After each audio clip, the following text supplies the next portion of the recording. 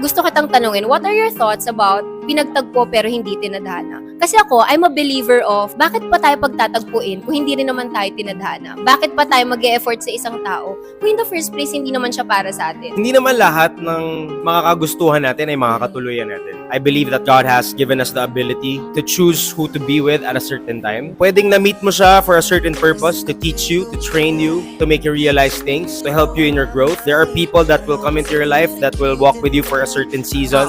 Feeling ko, nasa atin yung mistake eh. Na, bakit mo in-interpret na siya yung forever mo? Dumaan lang naman siya. Wala namang nagsabi na, oh, lahat ng magchat-chat sa'yo, yun na yung mapapangasawa mo. Wala naman. Di ba, Carl, gano'n naman eh. Life is a risk in general. If Yeah. hindi mo susubukan, paano mo malalaman? I'm not saying don't take risks. Oh. But I'm just saying, just because hindi kayo nagkatuluyan, does not mean you weren't meant to meet in the first place.